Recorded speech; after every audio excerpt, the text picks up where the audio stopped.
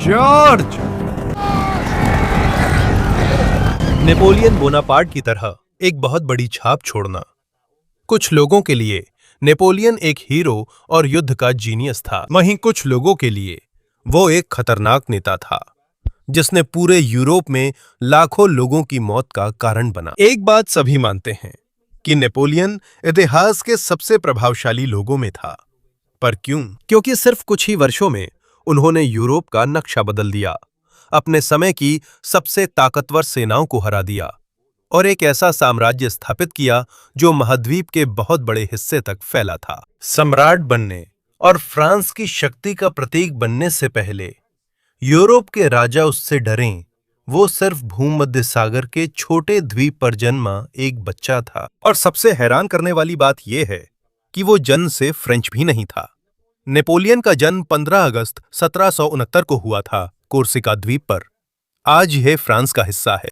उसके जन्म के वक्त फ्रेंच ने हाल ही में इस द्वीप पर कब्जा किया था। फ्रांस के आने से पहले कोर्सिका काफी समय से आजादी के लिए लड़ रहा था। कई कोर्सिका निवासी फ्रेंच सैनिकों का विरोध कर अपनी जमीन बचाने की कोशिश कर रहे थे। आजादी की लड़ाई के समर्थकों में नेपोलियन के पिता कार्लो बोनापार्टे भी थे। लेकिन जब अंततः फ्रांस जीत गया तो उन्हें भी नई सरकार को स्वीकार करना पड़ा।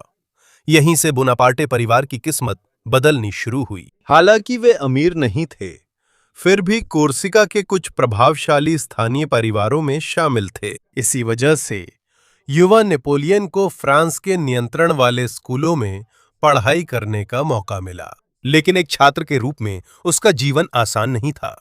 जब उसे मुख्य भूमि फ्रांस भेजा गया तो वो अपने अधिकांश सहपाठियों से बहुत अलग था। उसकी कॉर्सिकल लहजा गहरा था और वह शुरू में फ्रेंच ठीक से नहीं बोलता था, जिससे छात्र उसका मजाक उड़ाते थे। उसे चिढ़ाया जाता था क्योंकि उसका कद छोटा था और वह एक अनजान दूर के द्वीप से आया था। जब बाकी बच्चे खेलते और घुलते मिलते थे, नेपोलियन अकेले रहना पसंद करते थे। उसे इतिहास, युद्ध और अतीत के महान नेताओं के बारे में किताबें पढ़ना बहुत पसंद था। वो सिकंदर महान और जूलियस सीजर जैसे प्रसिद्ध विजेताओं से बहुत प्रभावित था।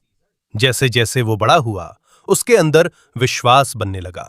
वह मानता था कि उसका जन्म किसी खास काम के लिए हुआ है और वो साधारण इंसान नहीं है। और यही विश्वास उसकी सबसे बड़ी ताकतों में से एक बना, जिसकी वजह से वो एक साधारण द्वीपवासी बच्चे से यूरोप का सबसे शक्तिशाली इंसान बन गया।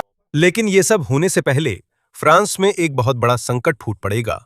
एक ऐसा संकट जो राजा को गिरा देगा, पुराने सिस्टम को तबाह कर देगा और एक युवा अधिकारी के लिए रास्ता खोलेगा, जिसका नाम नेपोलियन बोनापार्ट है। इस वीडियो में हम नेपोलियन के जीवन के बारे में चर्चा करेंगे। वो कैसे एक साधारण बच्चे से, जिसका मजाक उड़ाया जाता था, इतना शक्तिशाली व्यक्ति बन गया, और यही हम जानेंगे। लेकिन चर्चा जारी रखने से पहले मैं आपसे एक लाइक और सब्सक्राइब करने का अनुरोध करता हूं। ये हमारे जैसे कंटेंट क्रिएटर्स के लिए बहुत बड़ी मदद है। धन्यवाद। तो चलिए अब वापस चलते हैं। नेपोलियन के बड़े होने पर एक और व्यक्ति उसके व्यक्तित्व को आकार दे रहा था, और ये उसके पिता नहीं थे, बल्कि उसकी मां लेटिशिया बोनापार्ट थीं। अगर नेपोलियन के जीवन में किसी का सबसे बड़ा प्रभाव था तो शायद वही थीं। उसकी मां बहुत मजबूत थीं। वो अपने बच्चों की परवरिश में भी सख्त थीं। उन्होंने कभी भी अपने बच्चों को बिगड़ने नहीं दिया, भले ही उनके परिवार की हालत थोड़ी बेहतर हो गई थी। कम उम्र में ही नेपोलियन ने अनुशासन, धैर्य और कठिनाइयों को सहना सीख लिया था। ये गुण आगे चलकर उसके लिए बहुत मददगार साबित हुए। इस बीच नेपोलियन का अपने पिता के प्रति गुस्सा और नाराजगी लगातार बढ़ती जा रही थी। उसके मुताबिक पिता ने कोर्सिका की आजादी की लड़ाई छोड़कर फ्रांसीसी शासकों से मिल जाना बेहतर समझा। असल में यही नए फ्रांसीसी शासक ही थे जिनकी वजह से नेपोलियन पढ़ाई कर सका। कोर्सिका का देशभक्त बच्चा होने के कारण नेपोलियन ये बात तुरंत नहीं समझ पाया। तब उसके असली हीरो वही थे जो अपनी जमीन के लिए लड़ते थे, ना कि वे लोग जो नई सरकार का पालन करते थे। जब वह किशोरावस्था में पहुंचा तो उसे फ्रांस भेजा गया ताकि वह सैन्य स्कूल में पढ़ाई कर सके। यहीं से उसके जीवन का सबसे कठिन दौर शुरू हुआ। सोचिए, आप एक छोटे से द्वीप से आए हुए बच्चे हैं। अचानक आपको ऐसे स्कूल में भेजा जाता है जहां सभी सहपाठी आपसे ज्यादा अमीर परिवार से हैं, वे फ्रेंच भाषा में माहिर हैं और फ्रांस की संस्कृति जानते हैं। यही अनुभव नेपोलियन को भी हुआ। उसे उच्चारण पर चिढ़ाया जाता था, कभी कभी उसकी पृष्ठभूमि के कारण उसे चिढ़ाया जाता था, और वह छात्रों से घुलता मिलता नहीं था, जिससे वह और भी चुप रहने लगा। खेलने या बातचीत करने की बजाय वो ज्यादातर किताबें पढ़ता था। उसे इतिहास पढ़ना बहुत पसंद था। उसे महान जनरल और अतीत के प्रसिद्ध युद्धों के बारे में पढ़ना भी बहुत पसंद था। धीरे धीरे उसके मन में एक बड़ा सपना बनने लगा। वो सिर्फ साधारण सैनिक नहीं बनना चाहता था, बल्कि नाम और इतिहास में स्थान बनाना चाहता था। जब वह किशोरावस्था में पहुंचा तो उसने पूरी तरह से सैन्य प्रशिक्षण में प्रवेश कर लिया। यहीं पर उसने आर्टिलरी या बड़े तोपों का इस्तेमाल करना सीखा, जो उस समय के सबसे महत्वपूर्ण हथियारों में से एक था। जहां अधिकतर अधिकारी पारंपरिक लड़ाई पर ध्यान देते थे, वहीं नेपोलियन ने युद्ध में आर्टिलरी के प्रभावी उपयोग का गंभीर अध्ययन किया। उस वक्त वह मशहूर नहीं था, पर होशियार अधिकारी के रूप में पहचाना जाता था। उसकी तरक्की बहुत धीमी थी। उस समय फ्रांस में केवल प्रतिभा ही काफी नहीं थी, परिवार, संबंध और पैसा भी बहुत मायने रखते थे, और नेपोलियन के पास इन सब की कमी थी। हालांकि वो मेहनती और माहिर था, फिर भी उसे जल्दी सफलता नहीं मिली। कई बार लगता था जैसे उसकी जिंदगी में कुछ नहीं हो रहा और वो एक जगह रुका है। उसके पास सपना और काबिलियत थी, लेकिन बड़ा मौका नहीं था। उसे अभी ये पता नहीं था कि कुछ ही सालों में पूरा फ्रांस बदलने वाला है, और जब ऐसा होगा तो उसकी जिंदगी भी बदल जाएगी। नेपोलियन मौके का इंतजार कर रहा था। इसी बीच फ्रांस में संकट और गहरा होता गया। सरकार का कर्ज बढ़ता जा रहा था, आम लोगों का गुस्सा भी बढ़ता जा रहा था। बहुत से लोग गरीबी में जी रहे थे, जबकि कुलीन और अमीर लोग अब भी ऐशो आराम की जिंदगी जी रहे थे। अलग अलग शहरों में बदलाव की मांगें सुनाई देने लगी थीं, और 14 जुलाई 1789 को जनता का गुस्सा फूट पड़ा। हजारों लोग पेरिस में जमा हुए और बास्तील, जो किला व जेल था और राजा की ताकत का प्रतीक था, पर हमला किया। यह घटना फ्रांस के इतिहास के सबसे महत्वपूर्ण क्षणों में से एक बन गई, क्योंकि उसी दिन से फ्रांसीसी क्रांति की शुरुआत हुई। एक क्रांति जो न केवल पुराने सिस्टम को गिरा देगी, बल्कि ये कोर्सिका से एक युवा अधिकारी के उदय का रास्ता भी खोलेगी। बहुत से लोगों के लिए फ्रांसीसी क्रांति राजा के पतन और जनता के विद्रोह के बारे में थी, लेकिन नेपोलियन के लिए इसका अर्थ कुछ और था। ये वही मौका था जिसका वो सालों से इंतजार कर रहा था। क्रांति से पहले सब कुछ कुलीन वर्गों के पास था। सैन्य और सरकार में अहम पद उन्हीं के पास थे। बिना पैसे, प्रसिद्ध नाम या ताकतवर परिवार के आगे बढ़ना मुश्किल था। यही समस्या नेपोलियन के सामने भी थी। उसके पास प्रतिभा थी, अनुशासन था, लेकिन उसके पास संबंधों की कमी थी। जब फ्रांस की पुरानी व्यवस्था टूटने लगी, तो अचानक वे दरवाजे खुल गए जो पहले नेपोलियन जैसे लोगों के लिए बंद थे। जब पेरिस में हालात अस्त व्यस्त थे, नेपोलियन कोर्सिका लौट आया। उसे उम्मीद थी कि वो अपने ही द्वीप की राजनीति में नाम कमा पाएगा, लेकिन हुआ कुछ और ही। नई नेता के रूप में उसे स्वीकार करने के बजाय कोर्सिका के कई प्रभावशाली लोग उस पर भरोसा नहीं करते थे। द्वीप पर अलग अलग गुटों के बीच टकराव और बढ़ गया। आखिरकार नेपोलियन लड़ाई के गलत पक्ष में आ गया। उसके लिए और उसके पूरे परिवार के लिए वहां रहना खतरनाक हो गया। उन्हें मजबूर होकर 1793 में वहां से निकलकर फ्रांस भागना पड़ा। यह नेपोलियन के जीवन की एक महत्वपूर्ण घटना थी, क्योंकि इसके बाद उसने धीरे धीरे अपनी पुरानी पहचान एक कॉर्सिकन राष्ट्रवादी के रूप में छोड़ दी। अब वह फ्रांस में अपने भविष्य पर ध्यान केंद्रित कर चुका था, और वहीं से उसकी असली तरक्की शुरू होने वाली थी। उस समय देश में उथल-पुथल थी, अलग अलग जगह विद्रोह हो रहे थे और देश के अंदर बाहर दुश्मन थे। उस समय की सबसे बड़ी समस्याओं में से एक थी फ्रांस के दक्षिण में स्थित टूलोन शहर। टूलोन महत्वपूर्ण था क्योंकि यह फ्रेंच नौसेना का एक बड़ा बंदरगाह था। अगर यह हाथ से निकल जाता तो देश की सुरक्षा को बड़ा खतरा होता। तब कुछ नागरिकों ने विद्रोह किया और उन्हें ब्रिटिश रॉयल नेवी का समर्थन मिला। इससे स्थिति और जटिल हो गई। ये अब सिर्फ साधारण विद्रोह नहीं, बल्कि दुनिया की सबसे शक्तिशाली नौसेना के खिलाफ लड़ाई बन गई थी। यही नेपोलियन को पहली बार अपनी क्षमता दिखाने का मौका मिला। उस समय वह सिर्फ एक युवा तोपखाना अधिकारी था। वह अभी प्रसिद्ध नहीं था, वह अभी पूरे फ्रांस में मशहूर नहीं हुआ था। लेकिन उसने जल्द ही दुश्मन की बड़ी कमजोरी पहचान ली। उसने सुझाव दिया कि पूरे शहर पर हमला करने के बजाय उन रणनीतिक स्थानों को नियंत्रित किया जाए जहां से ब्रिटिश जहाजों को निशाना बनाया जा सके। योजना सरल थी, जहाजों के पीछे हटते ही शहर की रक्षा करना मुश्किल हो गया, और यही हुआ। 17 दिसंबर 1773 को भीषण लड़ाई के बाद फ्रेंच सेनाएं सफल रहीं। ब्रिटिश को पीछे हटने के लिए मजबूर होना पड़ा। फ्रांस ने टूलों को वापस हासिल कर लिया और पहली बार पूरे देश ने नेपोलियन बोनापार्ट का नाम सुना, जो पहले लगभग अनजान अधिकारी थे। उन्हें जल्दी ही ब्रिगेडियर जनरल के पद पर पदोन्नत कर दिया गया। लेकिन उनकी तरक्की यही नहीं रुकी। लगभग 2 साल बाद उनकी क्षमता फिर से परखी गई। पेरिस में कुछ समूह नई सरकार का विरोध कर रहे थे। सरकार को डर था कि वे राजधानी पर अपना नियंत्रण खो सकते हैं। वे ऐसे अधिकारी की तलाश में थे जो तेजी से बिना हिचकिचाहट कार्रवाई करे। इसलिए नेपोलियन को चुना। जब प्रदर्शनकारी सत्ता के केंद्र की ओर बढ़ने लगे, नेपोलियन ने तुरंत अपने सैनिकों की रक्षा व्यवस्था तैयार कर ली। उसने तोपखाने का इस्तेमाल ऐसे तरीके से किया जैसा कि शहर के भीतर की लड़ाइयों में शायद ही कभी देखा गया हो। इसका नतीजा बहुत भयानक हुआ। सिर्फ थोड़े ही समय में विद्रोह को कुचल दिया गया। पेरिस पर सरकार का नियंत्रण फिर स्थापित हुआ। उसकी कठोरता की कुछ ने सराहना, कुछ ने आलोचना की, लेकिन सरकार के लिए उसने साबित किया कि वह वे काम कर सकता है जिन्हें दूसरे जनरल टालते रहे हैं। इनाम स्वरूप उसे फिर से ऊंचे पद पर पदोन्नत किया गया और 26 साल की उम्र में वह फ्रांस के प्रमुख सैन्य कमांडरों में शामिल हो गया। वो लड़का जिसके उच्चारण का मजाक उड़ाया गया, वो छात्र जिसके पास न संबंध था न दौलत, वो अधिकारी जिसे वरिष्ठ शायद ही नोटिस करते थे, अब वो नई गणराज्य का उभरता सितारा है। यूरोप को नहीं पता, ये तो बस शुरुआत है, क्योंकि आने वाले वर्षों में नेपोलियन बोनापार्ट नाम पूरे महाद्वीप में सफलता, डर और शक्ति का प्रतीक बन जाएगा।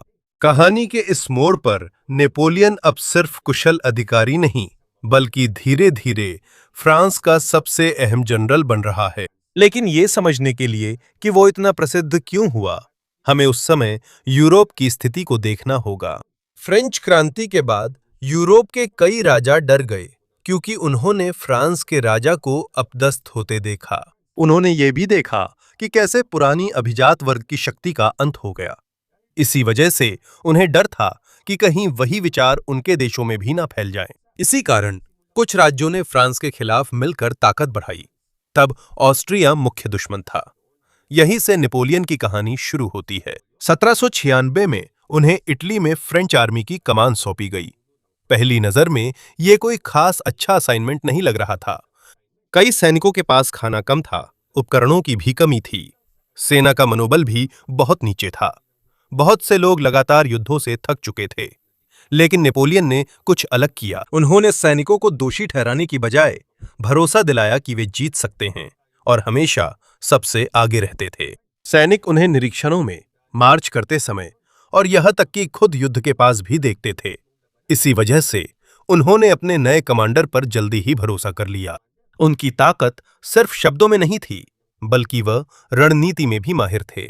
सभी दुश्मनों का एक साथ सामना करने के बजाय उन्होंने ऑस्ट्रिया और उनके सहयोगियों की अलग अलग सेनाओं को निशाना बनाया। इसके एक साथ आने से पहले ही उन्होंने सभी को हरा दिया।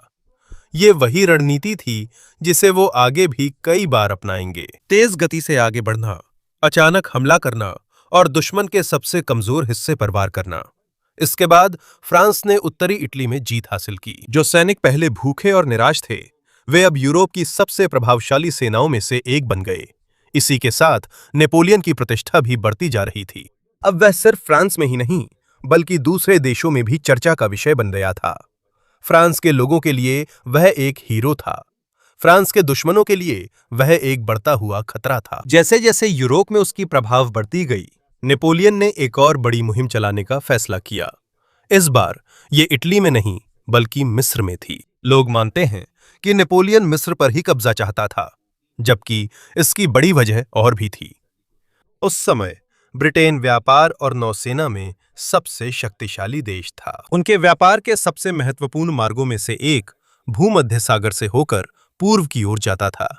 नेपोलियन मानता था कि मिस्र पर नियंत्रण से वो ब्रिटेन का प्रभाव कमजोर कर सकता है और उसने वहां जमीन पर कुछ सफलताएं भी हासिल कीं। समुद्र में स्थिति अलग थी। नाइल की लड़ाई में एडमिरल होरेशियो नेल्सन की ब्रिटिश नौसेना ने फ्रांसीसी बेड़े का अधिकांश हिस्सा नष्ट कर दिया। इस वजह से फ्रांस के लिए उस क्षेत्र पर अपना नियंत्रण बनाए रखना मुश्किल हो गया। आखिरकार मिस्र में पूरी अभियान नेपोलियन की उम्मीदों के मुताबिक सफल नहीं रहा। लेकिन नेपोलियन अलग था। भले ही अभियान पूरी तरह से सफल नहीं हुआ, फिर भी फ्रांस में उसकी लोकप्रियता बनी रही। 1799 में जब वो पेरिस लौटा तो उसका स्वागत एक राष्ट्रीय हीरो के रूप में किया गया और ठीक उसी समय देश फिर से संकट में था। अर्थव्यवस्था कमजोर थी, सरकार को कई समस्याओं का सामना करना पड़ रहा था, दूसरे देशों से भी खतरे थे और क्रांति के बाद जो नेता सत्ता में थे उन पर बहुत से नागरिकों का भरोसा उठ चुका था। सीधे कहे तो फ्रांस मजबूत नेता चाहता था और कई लोगों ने नेपोलियन को इसका जवाब माना। 17 नवंबर यानी 1799 में एक राजनीतिक तख्तापलट हुआ जिसे आज 18वें ब्रूमेयर की कूप के नाम से जाना जाता है। अपनी सैन्य और राजनीतिक सहयोगियों की मदद से पुरानी सरकार गिरा दी गई, एक नई व्यवस्था स्थापित की गई। नई सरकार में नेपोलियन सबसे शक्तिशाली बन गया। उसे औपचारिक रूप से फर्स्ट कौंसल कहा गया, लेकिन लगभग सभी जानते थे कि असली नियंत्रण उसी के पास है। 30 साल की उम्र में जिसे मिलिट्री स्कूल में चढ़ाया गया था, वो फ्रांस का नेता बना। लेकिन नेपोलियन के लिए ये काफी नहीं था। वो सिर्फ अस्थायी नेता नहीं बनना चाहता था, उसकी बड़ी योजना थी।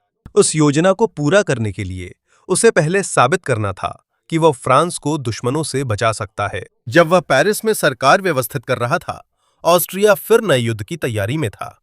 अब सबसे महत्वपूर्ण अभियानों में से एक शुरू होने वाला था। 1800 आते आते यूरोप में यह स्पष्ट हो गया था कि वह साधारण नेता नहीं है। लेकिन एक बड़ी समस्या थी, फ्रांस अभी पूरी तरह सुरक्षित नहीं था। भले ही उसने पहले कई युद्ध जीते थे, ऑस्ट्रिया उसकी सरकार के खिलाफ लगातार लड़ता रहा। यूरोप की राजशाही मानने तैयार नहीं थी कि कोर्सी का पूर्व युवा अधिकारी अब महाद्वीप के सबसे शक्तिशाली देश को चला रहा है। इसलिए ऑस्ट्रिया ने फिर से युद्ध की तैयारी की और नेपोलियन की आदत के अनुसार उसने कभी इंतजार नहीं किया कि उस पर हमला किया जाए। वह खुद ही सबसे पहले कार्रवाई करता था। 1800 की वसंत में उसने बड़ी सेना के साथ आल्प्स पार किए। आज नक्शे पर आल्प्स देखना आसान है, तब ये यूरोप की सबसे कठिन पर्वतमालाओं में थी, जिसे पार करना बेहद मुश्किल था।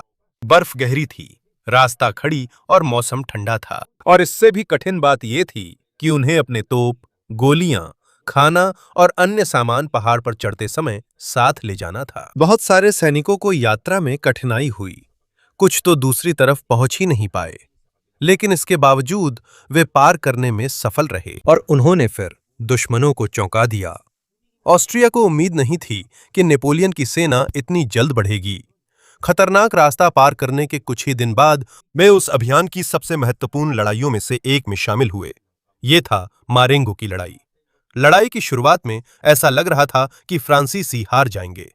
उनकी सेना के कुछ हिस्से पीछे हट रहे थे। कई ऑस्ट्रियाई कमांडरों को लगा कि जीत उन्हीं की होगी, लेकिन जब नेपोलियन की अतिरिक्त सेनाएं पहुंचीं, तो युद्ध का रुख अचानक बदल गया। लगभग हार की स्थिति से ये फ्रांस के लिए एक बड़ी जीत बन गई। उस अभियान के बाद ऑस्ट्रिया फिर संधि के लिए मजबूर हुआ और नेपोलियन की एक और बड़ी बाधा हट गई। लेकिन चाहे वो जमीन पर कितना भी ताकतवर क्यों ना हो, एक देश ऐसा था जिसे वो नियंत्रित नहीं कर सका, और वो था ग्रेट ब्रिटेन। अगर नेपोलियन इस धरती का राजा था, तो ब्रिटेन समुद्रों का राजा था। उनके पास दुनिया की सबसे ताकतवर नौसेना थी।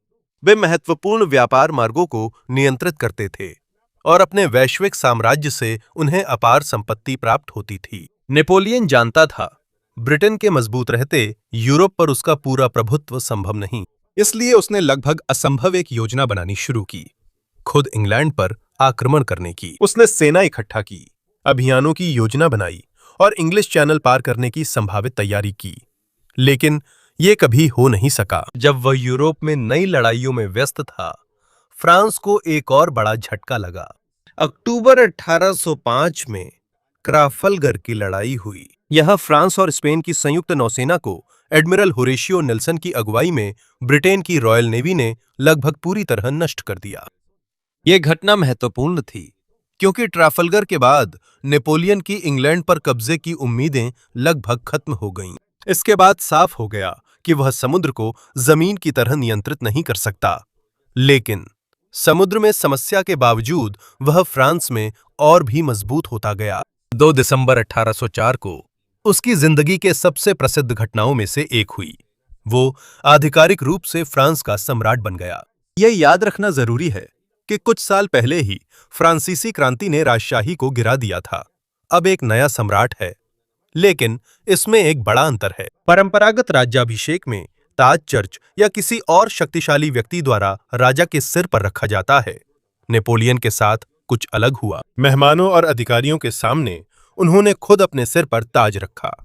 बहुतों के लिए संदेश साफ था, किसी ने भी उन्हें सत्ता नहीं दी थी, उन्होंने खुद ही इसे लिया था।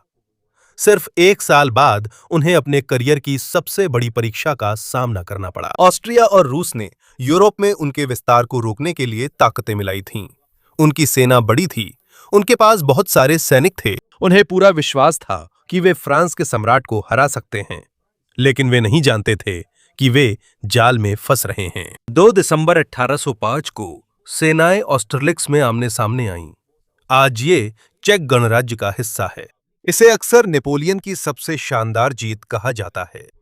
अपनी पूरी ताकत दिखाने के बजाय नेपोलियन ने जानबूझकर अपनी सेना के कुछ हिस्सों को कमजोर दिखाया। दुश्मन इस पर यकीन कर बैठे और जब उन्होंने उस हिस्से पर हमला किया जिसे वे कमजोर समझ रहे थे, तब नेपोलियन ने अपनी असली योजना को अंजाम दिया। उसने उनकी लाइन के केंद्र पर हमला किया। ऑस्ट्रिया और रूस की सेना 2 हिस्सों में बंट गई। उनकी आपसी तालमेल टूट गई और दिन खत्म होने से पहले ही नतीजा साफ हो गया। फ्रांस के लिए यह एक और बहुत बड़ी जीत थी। ऑस्टरलिक्स के बाद उस महाद्वीप पर नेपोलियन को रोकना लगभग नामुमकिन था। एक के बाद एक देश उसके प्रभाव के आगे झुकने पर मजबूर हुए। अगली सेना भी उसे रोकने की कोशिश में नाकाम रही। सिर्फ कुछ ही सालों में कभी कोर्सिका का रहने वाला वो लड़का लगभग पूरे यूरोप का सबसे ताकतवर इंसान बन गया। लेकिन जैसे जैसे उसका साम्राज्य बढ़ता गया, एक देश ऐसा था जो उसकी मर्जी नहीं मान रहा था, और वो देश था रूस।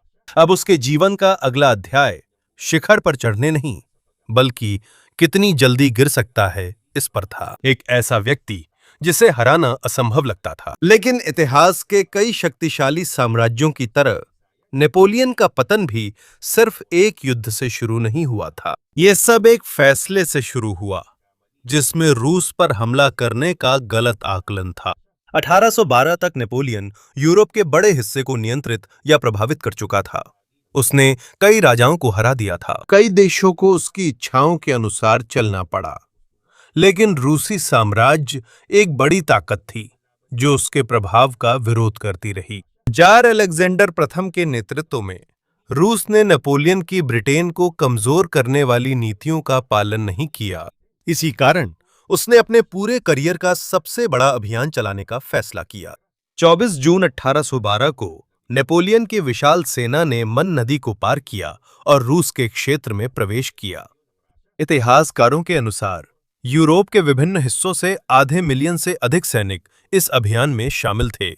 ये उस समय यूरोप द्वारा देखी गई सबसे बड़ी सेनाओं में से एक थी। शुरुआत में नेपोलियन को लगा कि एक बड़ी लड़ाई होगी और रूस जल्दी आत्मसमर्पण कर देगा, लेकिन रूसियों की योजना अलग थी। फ्रांसीसियों का तुरंत सामना करने की बजाय वे लगातार अपने क्षेत्र के भीतर और पीछे हटते रहे। पीछे हटते वक्त वे खाने पीने की चीजें, गोदाम, पुल आदि नष्ट कर देते थे ताकि दुश्मन उनका उपयोग ना कर सके।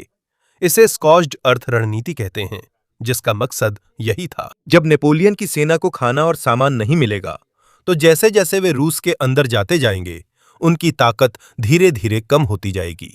और ठीक यही हुआ। जैसे जैसे उनका रास्ता लंबा होता गया, उनके लिए खाना और सामान लाना और मुश्किल होता गया। बीमार लोग बढ़ते गए, मरने वालों की संख्या भी बढ़ती गई। हालांकि बोरोडिनो में बड़ी लड़ाई 12 सितंबर को हुई, लेकिन यह नेपोलियन को वह स्पष्ट जीत नहीं दिला सकी जिसकी उसे उम्मीद थी। ये नेपोलियन युद्धों की सबसे खूनी लड़ाइयों में से एक थी। केवल एक ही दिन में दोनों पक्षों के हजारों सैनिक मारे गए। कुछ दिनों बाद नेपोलियन की सेना मास्को पहुंच गई, लेकिन एक और समस्या थी। शहर में लगभग कोई भी नहीं था।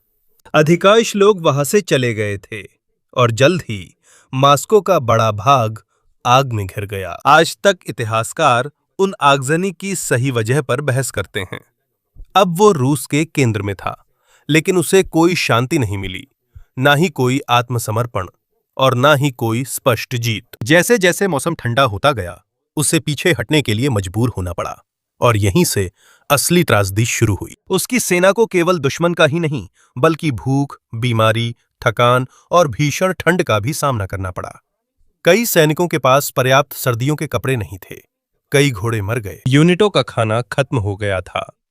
यूरोप लौटते समय रूसी सेनाएं लगातार उनका पीछा कर रही थीं। अभियान समाप्त होने पर मूल सेना का केवल एक छोटा सा हिस्सा ही वापस लौट सका। जो सम्राट कभी अजेय लगता था, उसने अपने जीवन की सबसे बड़ी हार का सामना किया और इसका असर पूरे यूरोप ने तुरंत महसूस किया।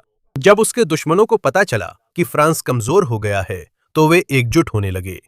ब्रिटेन, ऑस्ट्रिया, प्रशिया, रूस और अन्य देश, वे नेपोलियन के शासन को समाप्त करने के लिए एकजुट हो गए। 1813 में वर्तमान जर्मनी में लाइप्जिग की लड़ाई हुई। इसे अक्सर बैटल ऑफ द नेशंस कहा जाता है, क्योंकि इसमें कई देशों ने भाग लिया था। यहां नेपोलियन को एक और बड़ी हार का सामना करना पड़ा। इसके बाद उसका साम्राज्य जल्दी ढह गया। पुराने सहयोगी भी उसके खिलाफ हो गए और उसके नियंत्रण वाले क्षेत्र अलग होने लगे। आखिरकार दुश्मन की सेनाएं फ्रांस पहुंची और अप्रैल 1814 में उसे सम्राट पद से इस्तीफा देना पड़ा। उसका शासन खत्म हो गया, या सबको ऐसा लगा। उसे भूमध्य सागर के छोटे द्वीप एल्बा भेज दिया गया। वहां उसे बिना शक्ति के एक पूर्व शासक की तरह रहना था। लेकिन नेपोलियन हार मानने वालों में नहीं था। करीब 10 महीने बाद वो एल्बा से भाग निकला। केवल अपने कुछ वफादार अनुयायियों के साथ वो फ्रांस लौट आया और यहीं एक घटना घटी। इतिहास की सबसे बड़ी वापसी में जब वो पेरिस जा रहा था, उसे गिरफ्तार करने भेजे सैनिक भी एक एक कर उसके साथ हो गए। उसे गिरफ्तार करने के बजाय उन्होंने उसे फिर से अपना सम्राट मान लिया। उसका समर्थन तेजी से बढ़ा। जब वह पेरिस पहुंचा तो राजा भाग गया और नेपोलियन ने फिर से सत्ता हासिल कर ली। लेकिन अब हालात पहले जैसे नहीं थे। यूरोप के देश हैरान रह गए। उनके लिए वो आदमी लौट आया जिसे गिराने के लिए उन्होंने सालों मेहनत की थी। इसलिए वे फिर से एक हुए। इस बार वे सब कुछ खत्म करने के लिए दृढ़ संकल्पित थे। 18 जून 1815 को नेपोलियन की आखिरी बड़ी लड़ाई हुई, वर्तमान बेल्जियम में वाटरलू की लड़ाई। शुरू में ऐसा लग रहा था कि वह जीत सकता है, लेकिन उसके हमलों के समन्वय और समय में कुछ समस्याएं आ गईं। जैसे जैसे लड़ाई आगे बढ़ी, प्रुशिया की अतिरिक्त सेनाएं ड्यूक ऑफ वेलिंगटन की सेना की मदद के लिए आ गईं। धीरे धीरे स्थिति पलट गई और अंत में फ्रांस की सेना हार गई। वाटरलू उसकी वापसी का अंत बन गया। इसके बाद उसने एक बार फिर सम्राट के पद से इस्तीफा दे दिया, लेकिन इस बार कोई दूसरा मौका नहीं था। ब्रिटेन ने उसे दक्षिण अटलांटिक महासागर के दूरस्थ सेंट हेलेना द्वीप पर भेज दिया। यह यूरोप से बहुत दूर है। ये भागने की कोई संभावना नहीं थी। उसने अपने बाकी साल वहीं बिताए। वही व्यक्ति जिसने राजाओं को गिराया, यूरोप की तकदीर तय की थी। एक समय महाद्वीप का सबसे शक्तिशाली और डरावना शासक अब सिर्फ एक दूर द्वीप से समुद्र को देखता है। 5 मई 1821 को नेपोलियन की 51 वर्ष की आयु में मृत्यु हो गई। कई इतिहासकार मानते हैं कि उसकी मृत्यु का कारण पेट का कैंसर था, लेकिन उसकी मृत्यु के बाद भी उसका प्रभाव खत्म नहीं हुआ। आज भी दुनिया भर के सैन्य अकादमियों में उसकी रणनीतियों का अध्ययन किया जाता है। उसके द्वारा लागू किए गए कई कानून और सुधार आज भी आधुनिक यूरोप की नींव बने हुए हैं।